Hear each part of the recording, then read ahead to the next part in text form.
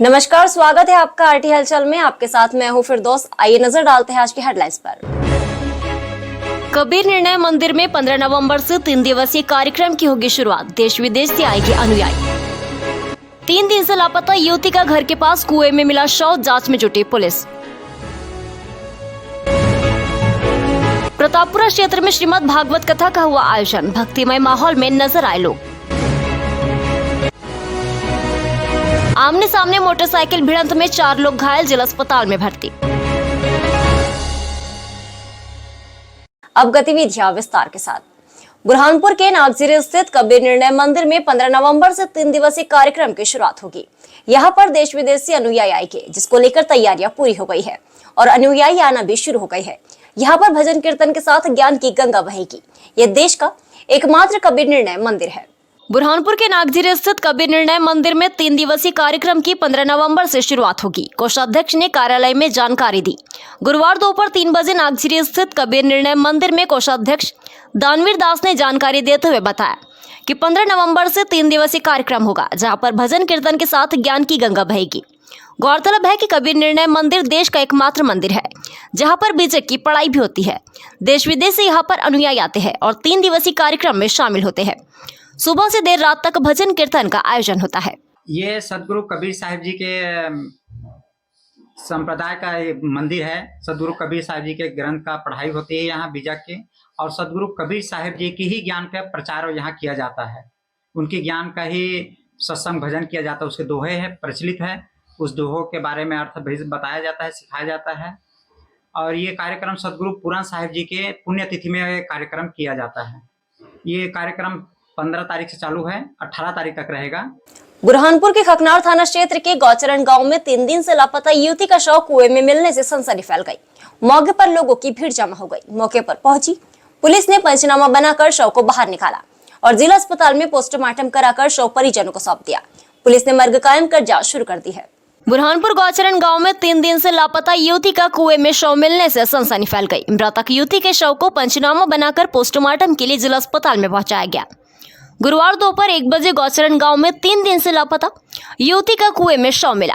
प्राप्त जानकारी के अनुसार गौचरण गांव निवासी मृतक ममता पिता मांगीलाल सोमवार शाम से लापता थी। परिजनों ने मंगलवार को इसकी खकनार थाने में गुमशुदगी दर्ज कराई थी। आज उसका शव मिला है।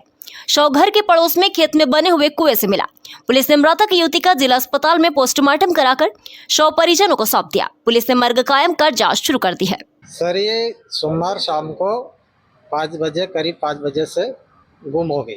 पता नहीं चला। हमने ढूंढा, शाम को ही ढूंढा, फिर सुबह भी ढूंढा, कुछ पता ही नहीं लगा। फिर रिश्तेदारों में भी पूछा तो कुछ पता ही नहीं चला। तो फिर हमने मंगलवार के दिन फिर हमने रिपोर्ट लिखाई। और आज क्या मिला, किसके अवस्था में मिला? आज सुबह मोटर चालू करने गया था लड़का, तो कुएं में दिखी।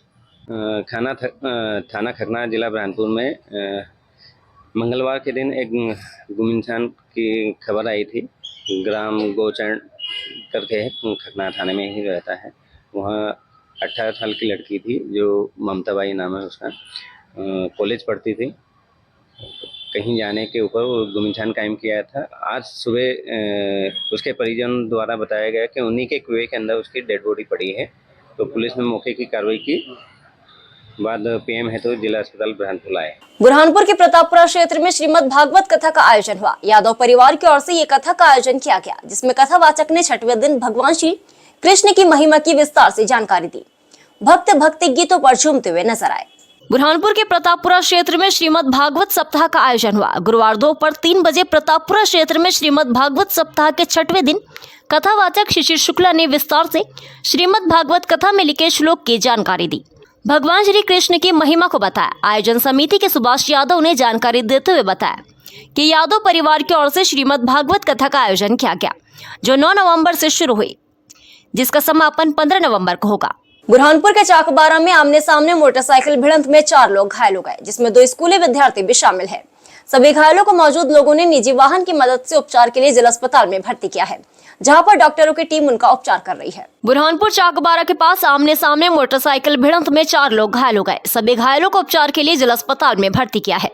गुरुवार सुबह 8 बजे चाकबारा में आमने सामने मोटरसाइकिल भिड़ंत में 4 लोग घायल हो गए, जिसमें 2 स्कूल के विद्यार्थी और 2 मोटरसाइकिल चालक शामिल है। चारों को जिला अस्पताल में भर्ती किया है। प्राप्त जानकारी के अनुसार घायल कन्हैया पिता ठाकुर और प्रदीप ने बताया कि हम स्कूल जा रहे थे। मोटरसाइकिल चालक से हमने लिफ्ट ली। सामने से मोटरसाइकिल चालक ने टक्कर मार दी, जिसमें हम सभी चारों घायल हो गए। घायलों को सिर, हाथ, पैर में चोट आई है। डॉक्टरों की टीम इनका उपचार कर रही है। सभी घायल धावटी के रहने वाले हैं। ये आज जो सुबह हादसा हुआ है, इसमें 4 लोग घायल हुए हैं। 2 बच्चे हैं, 2 बड़े हैं, 2 जो वाहन चला रहे थे। मोटरसाइकिल से एक वाहन जो है चाकबारा से धावटी के लिए जा रहा था, और एक वाहन जो बच्चों को लिफ्ट लेके 3 बच्चे थे उसके साथ में बैठे हुए, तो उनको लेकर चाकबारा स्कूल तक ला रहे थे छोड़ने के लिए। आपस में दोनों गाड़ियां टकरा गई, जिसमें जो दोनों मोटरसाइकिल चलाने वाले हैं वो गंभीर रूप से घायल हुए हैं, और 2 बच्चे भी उनको चोट आई है। एक बच्चा और इनके साथ में था जिसको कम लगा है, उसका प्राथमिक उपचार करके उसको यहाँ से छोड़ दिया है। बुरहानपुर के नेहरू चौक पर कांग्रेस पार्टी ने नेहरू जी की 135वीं जयंती मनाई। श्रद्धा सुमन अर्पित कर उन्होंने नेहरू जी के द्वारा किए गए कार्य को याद किया। इस मौके पर बड़ी संख्या में कांग्रेस पार्टी के पदाधिकारी और कार्यकर्ता शामिल हुए। बुरहानपुर के नेहरू चौक पर कांग्रेस पार्टी ने नेहरू जी की 135वीं जयंती मनाई। श्रद्धा सुमन अर्पित कर श्रद्धांजलि दी। गुरुवार सुबह 9 बजे नेहरू चौक पर कांग्रेस पार्टी ने नेहरू जी की 135वीं जयंती श्रद्धा सुमन अर्पित कर मनाई। कांग्रेस पार्टी के जिलाध्यक्ष रिंकू टाक, अजय रघुवंशी और प्रवक्ता शेख रुस्तम ने जानकारी देते हुए बताया कि देश के प्रथम प्रधानमंत्री और महान स्वतंत्रता सेनानी स्वर्गीय पंडित जवाहरलाल नेहरू जी की 135वीं जयंती पर बुरहानपुर कांग्रेस ने उनकी प्रतिमा पर माल्यार्पण कर श्रद्धांजलि अर्पित किए। और नेहरू जी का स्मरण कर कांग्रेस प्रवक्ता शेख रुस्तम ने कहा कि देश जिन संघर्षों से गुजरकर और जिन हालातों में आजाद हुआ, उन हालातों में देश का नेतृत्व करने के लिए नेहरू जी से बेहतर विकल्प कोई नहीं हो सकता था। इसीलिए गांधी जी ने देश की बागडोर नेहरू जी को सौंपी। नेहरू जी ने प्रधानमंत्री रहते एक तरफ देश के विकास की मजबूत आधारशिला रखी, जिससे आज हमारा देश विश्व के अग्रणी के राष्ट्रों में शुमार किया जाता है। अब वक्त हो चला है आपसे विदा लेने का। मुझे और मेरी पूरी टीम को दीजिए इजाजत। नमस्कार।